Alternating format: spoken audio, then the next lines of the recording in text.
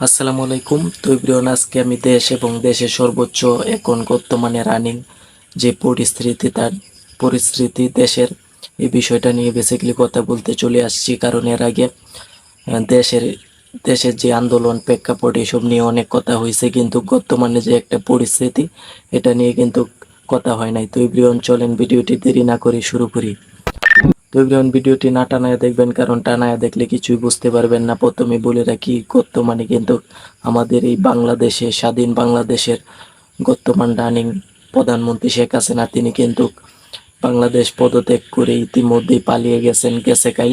বর্তমানে দেশের যে একটা পরিস্থিতি আমরা তো দেখতেই পাচ্ছি, চোখের সামনে কিন্তু অনেক ছাত্র ভাইকে ইতিমধ্যে আমরা হারাইছি।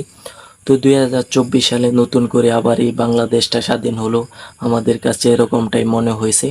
তো আপনাদের কাছে কেমন মনে হয়েছে? তো যখন শেখ হাসিনা বাংলাদেশ পদত্যাগ করে চলে গেছেন বা পালিয়ে গেছেন, তখন কিন্তু সারা বাংলাদেশে একটা গণমিছিল কিন্তু হয়েছে। তো আমাদের এলাকাও কিন্তু মিছিল হয়েছে। সেখানে কিন্তু আওয়ামী লীগের যে অফিস ছিল, অনেক জায়গায় কিন্তু ভাঙচুর হয়েছে। তো এভরিওয়ান, সব কিছুর পরেও একটা কথা যেন বলতে হয়, সেটা হচ্ছে মানুষ যেন স্বাধীনতা পাইছে এতদিন পর। এই স্বাধীন বাংলাদেশে প্রতিটা নাগরিক কিন্তু এখন স্বাধীনতা পাইছে। আমার কাছে বেসিক্যালি এটাই ভালো লাগার বিষয়। ছাত্ররা আবারও 2024 সালে নতুন করে এই বাংলাদেশটাকে স্বাধীন করেছে। তো এটা কিন্তু আমাকে বলতেই হবে, কারণ এত কষ্টের পর এত ছাত্র বা এত জনগণকে আমরা হারাইছি। আমরা দেখেন, আন্দোলনটা কিন্তু লাগাইছে দেশের প্রধানমন্ত্রী শেখ হাসিনা, কিন্তু কষ্ট এবং ডিপ্রেশন কিন্তু জনগণের কিন্তু অনেক ক্ষতি হয়েছে। তারপর আমরা যারা ছাত্র ভাই আছি তাদের কিন্তু অনেক ক্ষতি হয়েছে, তাদের কিন্তু প্রাণহানি হয়েছে। অনেকে ইতিমধ্যে কিন্তু আমাদের মাঝে নাই, যারা কিন্তু ইতিমধ্যেই শহীদ হয়ে গেছে। অনেক ভাই আছে ছাত্র ভাই। তো গাইস, ইতিমধ্যে আমরা অনেক অসংখ্য ছাত্র ভাইদেরকে কিন্তু হারাইছি, অসংখ্য ছাত্র কিন্তু শহীদের বিনিময়ে এই বাংলাদেশটা 2024 সালে আবারও নতুন করে স্বাধীন করলো। তো এভরিওয়ান, এটা কিন্তু কল্পনার বাইরে। শেখ হাসিনা দেশ পদত্যাগ করে ইতিমধ্যেই পালিয়ে গেছে। এটা কিন্তু শোনার পর অনেকে আছে যে এটা বিশ্বাসযোগ্য না, কিন্তু এটাই হয়েছে। তো এভরিওয়ান, সব কিছু মিলিয়ে অনেক দিন পর যেন এই দেশটা, অনেক বছর পর যেন এই বাংলাদেশটা আবারও স্বাধীন হয়েছে, এটা কিন্তু বেসিক্যালি আমার কাছে অনেক ভালো লাগছে। দেখেন ভাই, বাংলাদেশে বেসিক্যালি 17 কোটি মানুষ। এই 17 কোটি মানুষের যেন কোনো স্বাধীনতা নেই, এতদিন কিন্তু ছিল না। বর্তমানে কিন্তু শেখ হাসিনা যখন দেশ পদত্যাগ করে চলে গেছে, তারপর কিন্তু আপনারা দেখতেছেন কতটা আনন্দিত হয়েছে সারা দেশের প্রতিটা মানুষ। বাট আমাকে বলতেই হবে, দেশে 17 কোটি মানুষই এত পরিমাণ আনন্দিত হয়েছে যেটা বলার মতো না। ইতিমধ্যে আপনারা দেখতেছেন এবং আমরাও কিন্তু দেখতেছি সোশ্যাল মিডিয়াতে, বিভিন্ন সোশ্যাল মিডিয়াতে চ্যানেল এবং পেজের মাধ্যমে। তো প্রিয়ন, এটা কিন্তু ভালো লাগার বিষয়, এটা কিন্তু দারুণ বিষয়।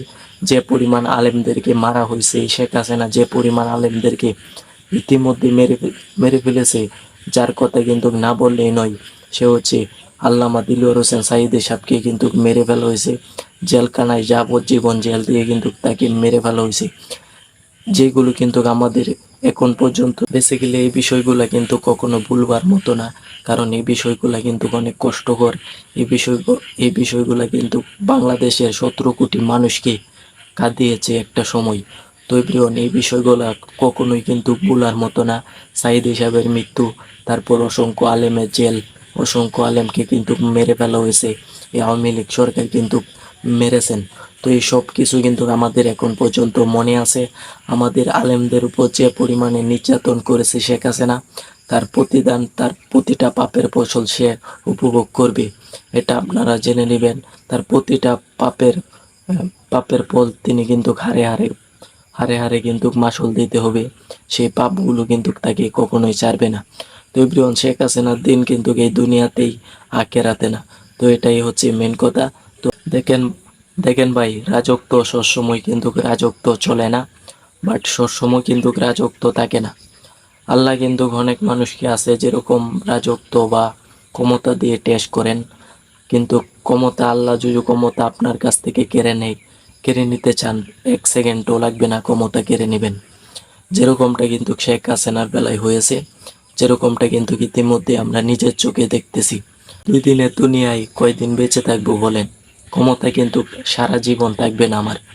আজকে ক্ষমতা আছে, কালকে নাই। আজকে বেঁচে আছি, বাট কালকে বেঁচে থাকবো না। এক সেকেন্ডের আশা নেই, এক সেকেন্ডের ভরসা নেই মানুষের।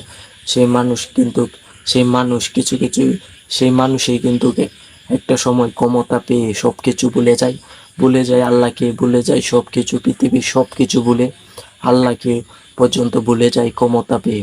কিন্তু সে জানে না, তারা কিন্তু জানে না, তারা কিন্তু বুঝে না আল্লাহ কিন্তু ক্ষমতা দিয়ে অনেক মানুষকে টেস্ট করেন।